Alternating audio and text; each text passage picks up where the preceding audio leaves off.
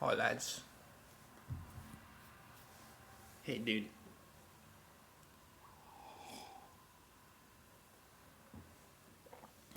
It's not a quick update on the vlog because I know a lot of the fans have been anxious to see another update from my busy life, my very busy life, which has aspects of many things which I do in my day to day.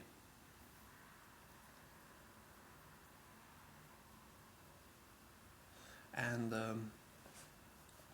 this is very ethereal. This is very immaterial to explain, blah blah blah, etc. But this isn't about philosophy, deep thoughts on things, because we more or less completed that game, you know, and and uh, um, and that's not the interesting part about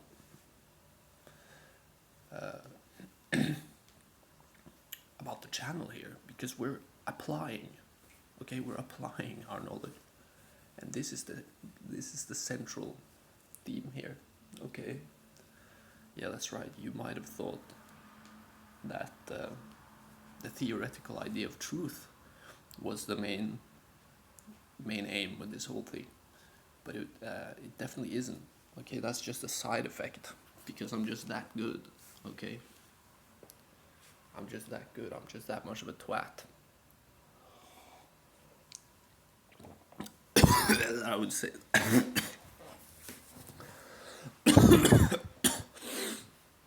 Yeah, I'm just that much of a twat.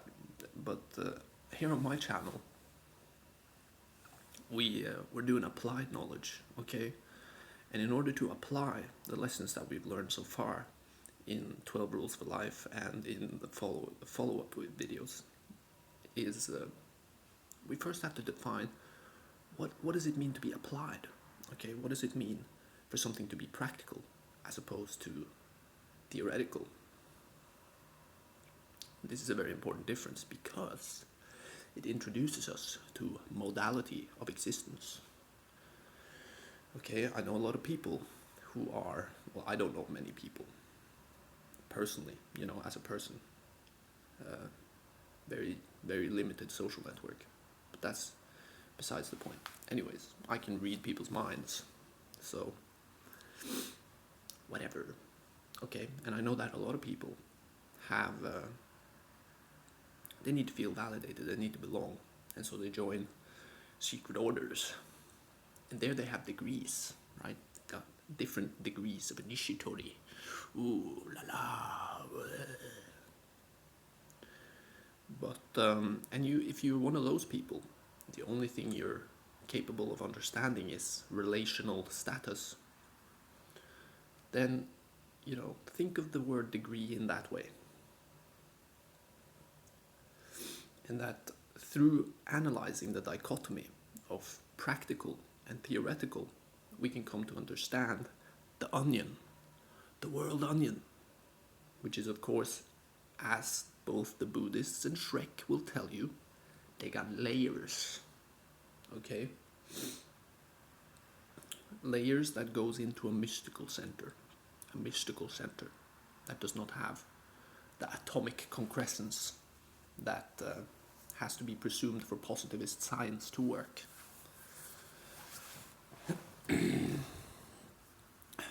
And so layered reality. If you read in Heidegger, for instance, he's going to use a lot of different terms that are very confusing, because it's a highly dense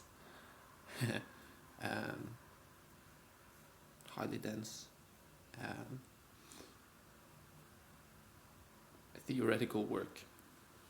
Highly dense theoretical work, but it relates to the same topic that I'm discussing right now. So it's quite funny. Okay, it's quite ironic that I gotta move to the studio here. There's people observing my little egg seance, my little bubble time. Anyways, I don't have time to be shy when I'm doing this work.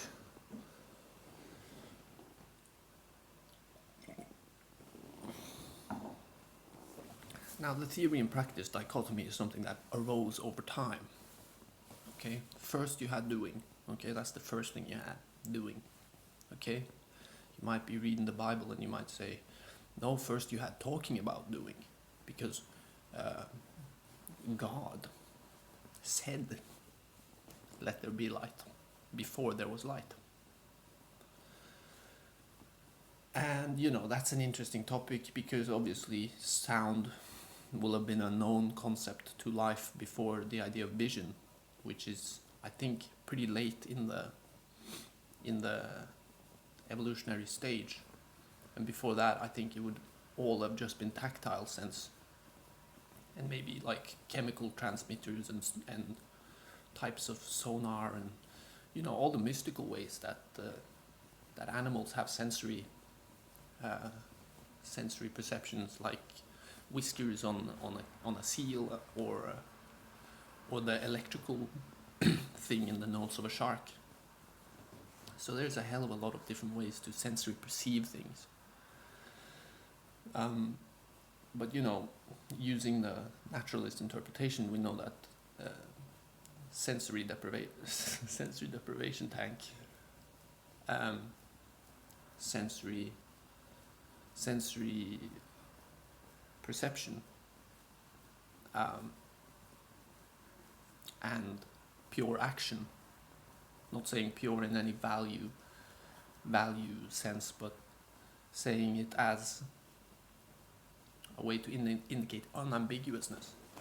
Okay, if you analyze the behavior of microorganisms, you will just see a bunch of different actions taking place. Okay, the microorganisms do not have, you know, another layer of reality in their reality, where some of the microorganisms live off of explaining the other microorganisms. Although perhaps, you know, you could say that is the relationship between fungus and microbiomes. That's something I heard on the Joe Rogan podcast or whatever. I don't know who's in here now. I'm not gonna try and claim anything from that. Whoever cooked that up was a smart cookie. But, and I have cookies. But, so that's primary.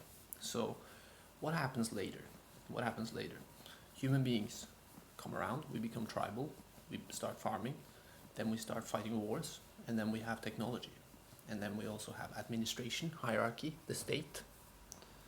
And later we get, you know, art and literature, mathematics, philosophy. Okay, that's the golden age that modernity refers to. Okay, there's a lot of different interpretations of golden age.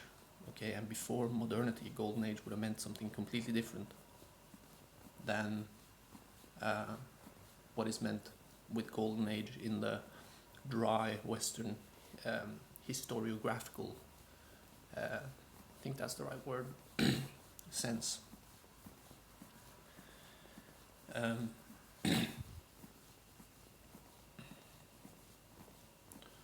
So we speak of the golden age in Greece because of Socrates, Pythagoras, right? Euclid, fucking Thucydides, fucking Heracles, fucking Pericles, you know, fucking legend. And all of these guys are guys that, you know, they had some sort of, they represent some sort of theoretical idea.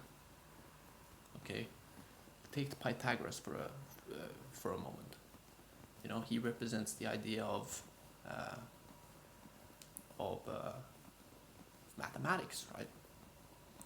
but in his case it was a very philosophical type of mathematics. Right, he sat and mused on his island, playing his lute and pondering upon the intervals between the notes and trying to figure out what was there, what's in the unknown. All right, good for him. Good for him. I think he was like a vegetarian or something. Nice, sweet.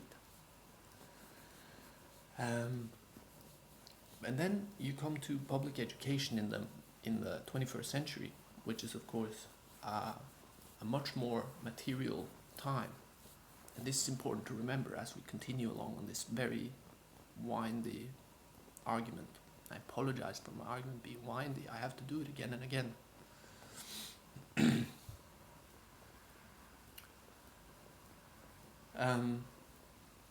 So you come to 21st century public education and you learn about Pythagoras, the sentence, you know, with the fucking squares. Sweet. Okay. And then you're told, why? Why are we learning this? Okay? Because you don't need to know the Pythagoras theorem, which I think was something that Euclid came up with. But I don't care about the history of maths. Someone else can make a YouTube video about that.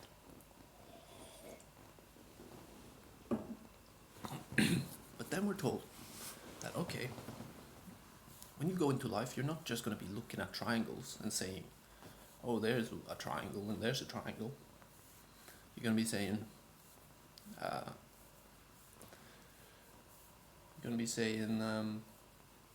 you know, you're going to be, for instance, if you're a carpenter, you need to use the theorem, okay, the axiom of the right angle fucking triangle. You can use that for a bunch of different purposes, okay? Applied knowledge. That's applied knowledge, okay?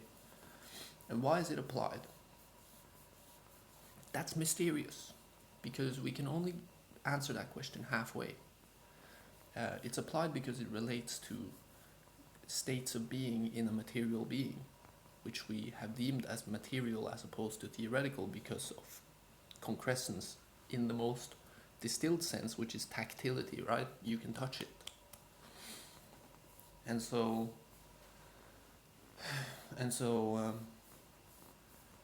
a plank has a concrescence that is impossible to argue against, because you can feel a plank, you know?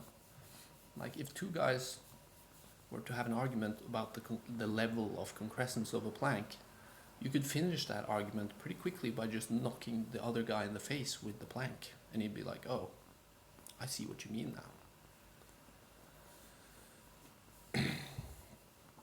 And, you know, maybe if you had a video clip of a guy punching a guy in the face with a plank, you could play it super slow-mo and then put some, like, graphics on top of it, and you could have a physicist be like, and you see how even here the concept of Fibonacci, of golden ratios, is letting itself be known. And so you can see that human instinctively uses the movement that conserves the most energy for the most effective impact, or something like that. Okay? And then you would have layers of reality, right? Because you would have the interaction itself, the act of filming the interaction, the act of putting editing upon the interaction, and the act of explaining the interaction itself through a means that isn't directly related to the thing. And that's the mysterious thing, because we end up talking like children here. To the thing. Well, what was the thing again? Oh shit, we gotta work our way down the onion. And then we get to the heart and it's like, oh fuck, is the plank the thing? Or is the conversation between the two people the thing?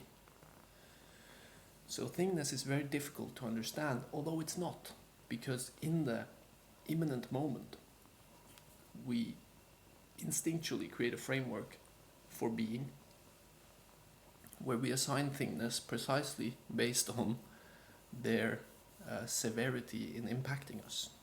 So if I walk into a room, I might not really pay much attention to, you know, the different little decorations that have been purchased and put around, on tables and shit, But if I walk into a room and there's like a pistol on the room, in the room, then I'm gonna immediately be like, oh, this is the pistol room. This is the pistol room.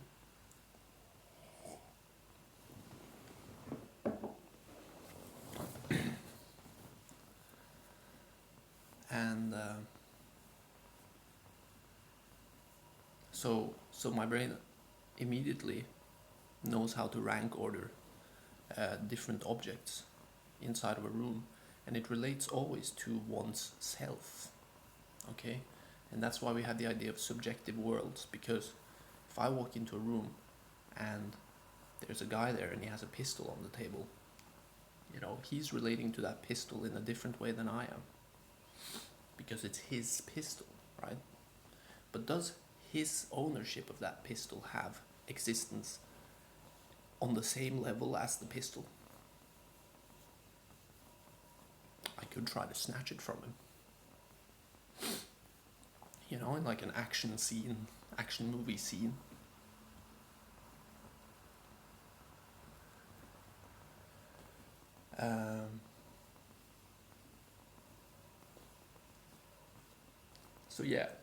So we always interpreting life. Did we get through Heidegger just now?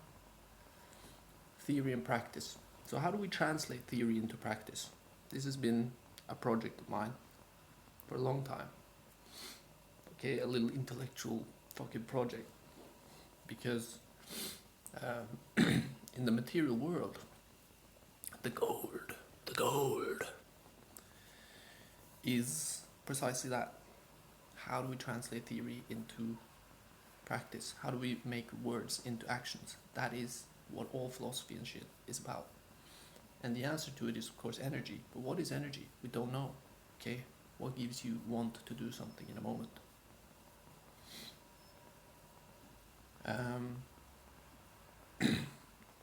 So energy is the goal, but energy is much harder to define than gold, which is concrete, right? You have a nugget of gold. And so what philosophy did was just call it gold, so we could have somewhere to start in our discussion of how one does something. But then one comes to find at the end of the whole quest that it was a lot easier to do stuff before I started meddling with all this theoretical shit. And so that's why we end up speaking like children, because children know it. They know it. They know how it rolls. And adults get hung up on theories because of the ambition that there must be something else. There must be some secret hidden cheat code that allows us to alter. Yes, alteration, possession, control,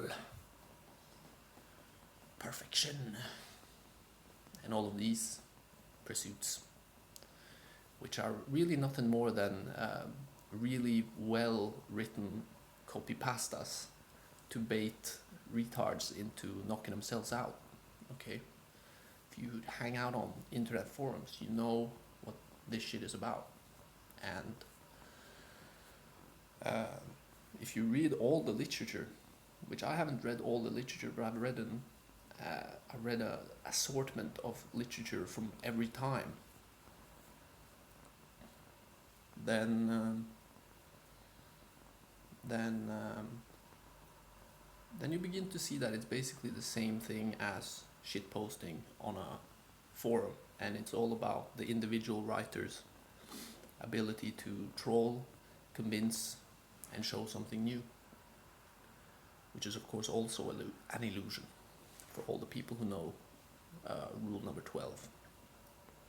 And that's a interfaith, interracial rule. Okay, rule number 12 is fully universal. So that's just my disgusting rant for the day. And I hope that people out there are having a good time, even though it's like pretty strange these days. Pretty strange.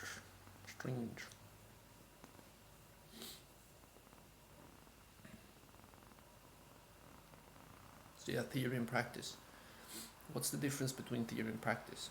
I thought I was going to do something, but then I stopped to make a video. But I'm still making a video in physical life. But the video is about talking about making a video. So now we got like 5-6 layers removed from the actual concrescence of touch. And how do misunderstandings arise in theoretical interactions? Precisely when we forget about the primacy of tactile reality. And that's the whole shebang. I think we got it. Okay. Peace.